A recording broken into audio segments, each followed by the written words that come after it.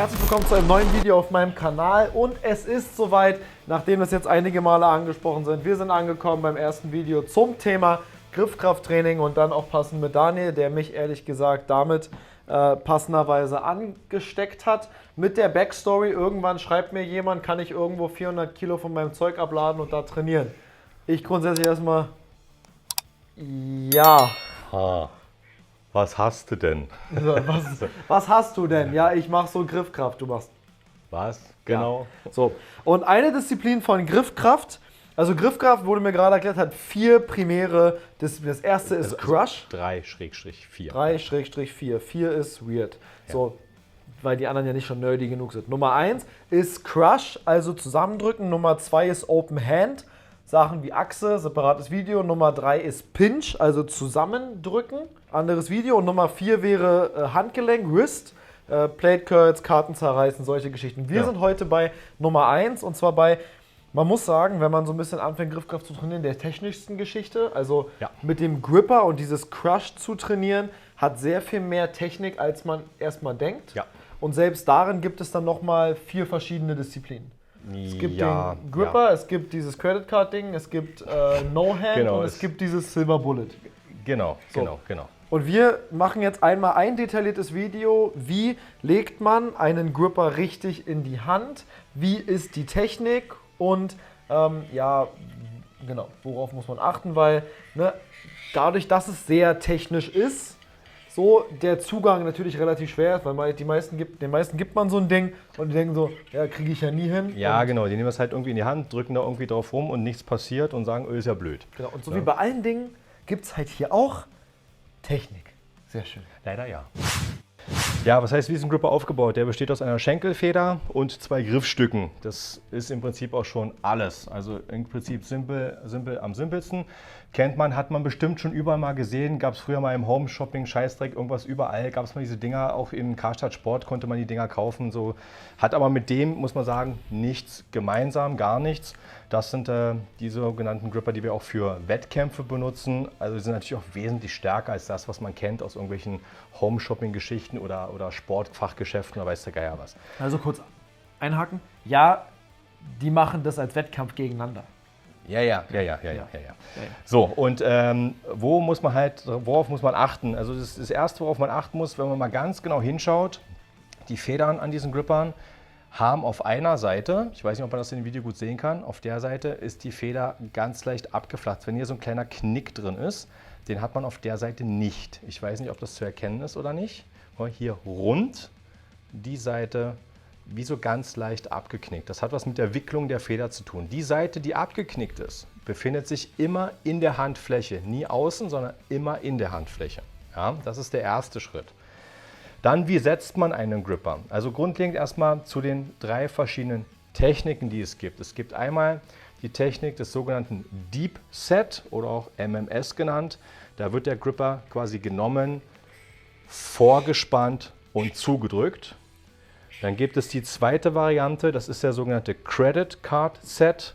Da wird der Gripper gesetzt, leicht vorgespannt, dass eine Kreditkarte noch zwischenpasst und dann zugedrückt. Und dann gibt es noch die dritte Variante, das ist der sogenannte Table No Set. Da wird der Gripper ausschließlich mit einer Hand genommen, ohne ihn vorzuspannen mit der zweiten Hand. Das ist wirklich absolutes Gefummel. Und dann das Ding quasi mit einer Hand zugedrückt. Ja, das sind die 3 verschiedenen Grundtechniken, um einen Gripper zu schließen. In der Regel beschäftigt man sich am meisten mit dem Deep Set oder dem Credit Card Set. Und da gibt es jetzt Folgendes. Man hat hier in der Hand so eine Linie. Und da kann man sagen, sitzt der Griff drauf. Der sitzt nicht schräg, nicht so, nicht hinten, nicht vorne. Der sitzt ungefähr auf der Linie. Das Ende von dem Griff circa ist auf halbem kleinen Finger. Dann wird es jetzt ein bisschen knifflig, das muss man wirklich eine Weile üben. Dann schiebt man den Daumenballen ein Stück weit dagegen, damit er, wenn ich ihn vorspanne, nicht nach hinten rutscht. Denn wenn er hier hinten sitzt, kann man sich ja vorstellen, umso weiter hinten, umso schwieriger kriege ich halt nicht zu. Geht halt nicht. Na? Also, hier vorne setzen, ungefähr halben kleinen Finger, mit dem Daumenballen fixieren, Daumen gegendrücken, mit Vorspannen und zumachen. Das ist im Prinzip die ganze Geschichte. Bei allen, denen man es einfach in die Hand kriegt, hier, Gripper mal zu, die stehen halt da, haben den halt irgendwo hier und sagen, das geht ja gar nicht, ist ja doof, macht halt keinen Sinn. Deswegen, das muss man wirklich ein bisschen üben. Ich habe auch eine ganze Weile dafür gebraucht, bis ich das so halbwegs drauf hatte. Man hat da wirklich schon eine Weile mit zu tun. Man merkt das auch irgendwann im Training, dass man sich verbessert. Du merkst es ja mittlerweile auch selber. Zum Anfang standst du auch da so, ist ja komisch, was ist denn jetzt? Und mittlerweile ist es halt immer öfter, dass du sagst, oh, der saß ja gut, zack, bumm, geht das Ding halt zu. Man muss sagen, fürs Verständnis, vorher hat man ja immer so betrachtet, es geht darum, den zuzudrücken. Eigentlich geht es bei dem Gripper-Training nur ums Schließen. Das heißt, bei diesem Deep Set nutzt man jetzt für jemanden, der das noch nicht so lange macht, ja die zweite Hand, um so weit wie möglich mit vorzuspannen. Also nicht so weit wie möglich, sondern maximal bis auf parallel. Aber das maximal. ist halt, also wenn man sich das so anfühlt, das ist halt fast bis zum Ende. Es ist fast zu, klar. Und dann geht es mit der drückenden Hand nur noch darum, quasi den letzten Grad zu schließen, weil ich sag jetzt mal, das Vorspannen ist vom Weg des Grippers und daran muss man sich gewöhnen. Das Vorspannen ist vom Weg des Grippers der meiste Weg. Aber man muss so sehen, eine Feder wird ja hinten raus immer stärker. Ne? Das heißt, um den wirklichen Punkt nachher zu schließen, halt der hinterste Punkt, da muss halt die Kraft man braucht da die meiste Kraft. Trotzdem ist es ganz gut, sich zu merken, dass dieses Vorspannen nicht irgendwie, also das ist halt wirklich die Grundvoraussetzung. Wenn man das nicht vernünftig macht, dann kriegt man das Ding sowieso nicht geschlossen. Nee. Weil man die Finger nämlich nicht rankriegt, weil man erstmal hier ran muss, damit der kleine Finger irgendwann mitgreift und dann ist er nur noch zuklimpern. Ne? Genau. So. Das ist beim Deep Set der Fall. Genau. Und bei dem Credit Card Set trainierst du im Prinzip genauso, nur dass du ihn bei weitem nicht so weit vorsparen kannst. Man kann es ja mal ganz kurz mal zeigen, dass es dann wirklich sehr weit offen ist, die ganze Geschichte. Ganz wichtig, immer ordentlich Kreide nehmen, damit die nicht rutschen, weil ohne Kreide macht gar keinen Sinn. Und auf gar keinen Fall Liquid Chalk. Liquid Chalk ist der Feind, gehört verboten. Ich nehme die 2, das kann ich. Ja. So. Das heißt, ich darf bis hier vorspannen. Du setzt ihn dir quasi das. Wir müssen so machen, damit wir das sehen. So. Jetzt mal gucken, ob du den Führerschein dafür quasi hast. Der muss hier noch zwischenpassen. Das heißt, du dürftest noch ein Stückchen weiter vorspannen. Genau bis dahin. Und jetzt mit der Hand zudrücken. Genau. Das ist der sogenannte Credit Card Set. Umso stärker die Feder, umso schwieriger wird es natürlich hinten raus. Ja. Nein, genau, das heißt von der Technik her, diese Schritte muss man einfach gerade am Anfang sehr viel üben. Gerade so dieses Hoch reinlegen, daran muss man sich gewöhnen, weil man quasi man schiebt den Daumen nach oben hier. Du knickst mit der Hand quasi so ein bisschen, wie so knickst du so ein, dass du den Daumenballen so ein bisschen vorschiebst. Also wenn die Hand gerade lässt, wird der immer wegrutschen oder wenn irgendwie schief oder so. Genau, also es geht nicht nur darum, die Finger hier ranzuholen. Es geht vor allem darum, die Hand hier auch zu falten, damit man das oben halten kann. Das heißt, der Daumen muss hier hochkommen vom Gefühl her und dann wird vorgespannt und dann ist das Schließen wesentlich einfacher, als würde man jetzt irgendwie, selbst bei mir verrutscht der natürlich immer noch 1000-mal, aber man merkt halt jedes Mal, wenn er gut lag, dass er einfach zugeht und wenn er schlecht, weil wenn er zum Beispiel so liegt, so, dann kriegt man den halt, also dann kriegst du den einfach nicht egal zu. Egal wie leicht er ist, es wird dann einfach problematisch, den zu schließen. Das ist einfach so. Hier oben liegen, Daumen nach oben, vorspannen und drücken. Schließen. Genau.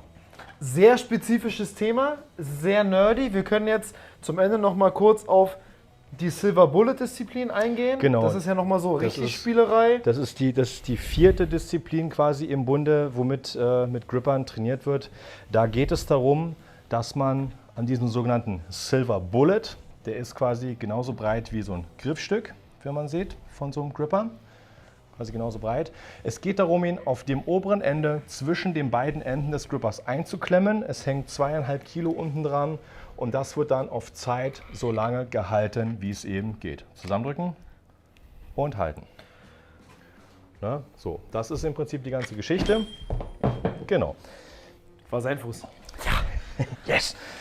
Darum geht es halt dabei. Und natürlich der schwerste Gripper mit der längsten Zeit gewinnt natürlich in dem Sinne. Ne?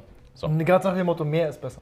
Ich weiß ja immer nicht, wie sinnvoll, also so ein Technikvideo, das ist jetzt super spezifisch, aber ich glaube schon, dass eine ganze Menge Leute interessiert, weil es halt, wenn man mal damit anfängt, das macht halt richtig Bock, das zu trainieren. Du brauchst relativ wenig Zeug. Ich meine, wir haben auch so eine Gripper-Tasche hier mit verschiedenen Grippern und so. Aber wir machen das ja, also du machst das ja primär sogar. Ich mache es inzwischen 3-4 Mal die Woche vorm Training. Weil ich sag jetzt mal, nur Gripper zu machen, zum Warm-up zum Beispiel, rein Techniktraining, es sind 8 bis 12 Minuten. Dann bin ich fertig. So, mehr mache ich nicht. Ja, also klar, wenn Nur du es für dein normales Training, um die Hände warm zu kriegen und sowas machst, klar, kannst du das relativ häufig machen. Wenn man Griffkraft als solches trainiert, spezifisch und halt schwer mit den Grippern trainiert, sage ich dir jetzt, wie es ist, mit 4-mal die Woche zerstörst du deine Unterarme, dann geht da nichts mehr. Genau. Dann ist da einfach mal Dunkeltuten. So, das war unser Video zur Gripper-Technik. Also nochmal, wer jetzt am Ende noch dabei ist, hoch anlegen, Daumen mit hochnehmen, dann die zweite Hand zum Vorspannen nehmen, dass man den kleinen Finger rankriegt und dann geht es ums Schließen. Genau. Und das Wichtigste zu trainieren ist, dass man hier hoch liegen bleibt. Ende des Grippers sollte auf Mitte kleiner Finger, Grundgelenk sein. Dann liegt der quasi so in der Hand. Ja. Mit dem Daumen nach oben fixiert. Und dann, was man wirklich üben muss, ist halt dieses Vorspannen. Dabei drückt man das quasi in die Hand, dass man den kleinen Finger mitkriegt. Das wäre gut, wenn der mit dran ist. Und dann geht es quasi ums Schließen. Desto schwerer der Gripper, desto schwerer auch das Vorspannen und das Anlegen. Genau. Aber ich kann nur jedem empfehlen, der irgendwie Bock, also jedem, der dem Krafttraining richtig Spaß macht. Also der wirklich Bock hat auf nicht, wie groß ist der Muskel, sondern vor allem auch, der Bock hat, Dinge zu können und Dinge schwer zu heben.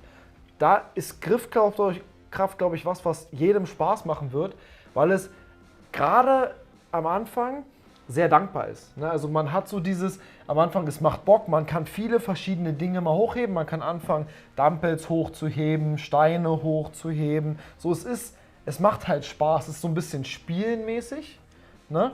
Und nicht so monoton wie beispielsweise immer das gleiche Powerlifting-Training oder das gleiche Weightlifting-Training. Ja, es ist halt so, man kann halt da relativ viel rumspielen. Es gibt halt viel Abwechslungsmöglichkeit und man braucht halt jetzt halt nicht so viel Zeugs unterm Strich. So. Ne? Man kann halt mit einem Gripper anfangen, wenn man den kann man sich einen zweiten holen. Genau. Und in den anderen Videos werden wir nochmal die anderen Disziplinen beleuchten. Da braucht man dann tendenziell ein bisschen mehr Equipment.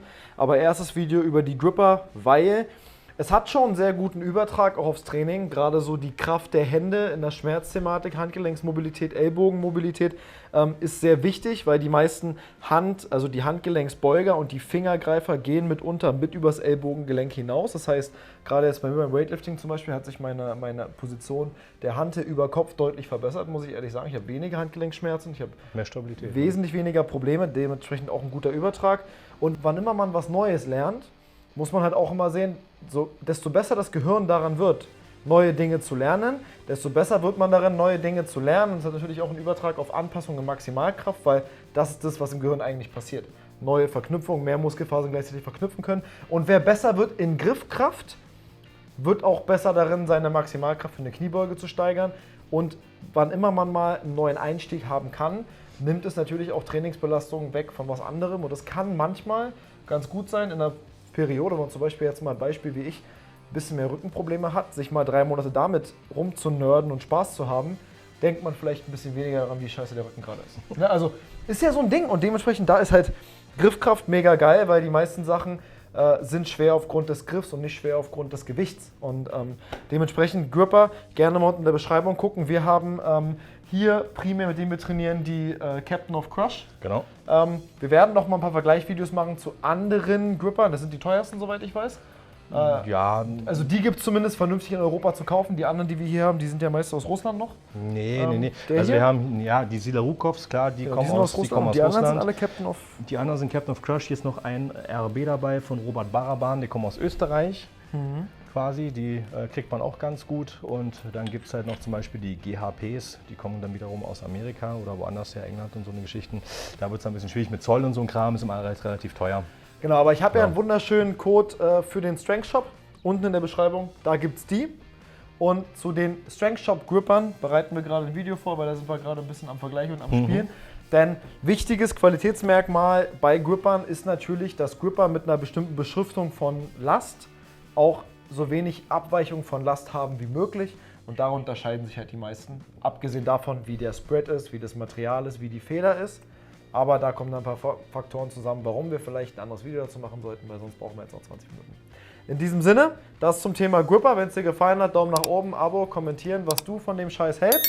Und ansonsten sehen wir uns hier bald wieder zu einem weiteren Video zum Thema Griffkraft mit Daniel auf diesem Berlin Barbell YouTube-Kanal. Und ansonsten kennt ihr ihn ja von Basteln bei Bärbel.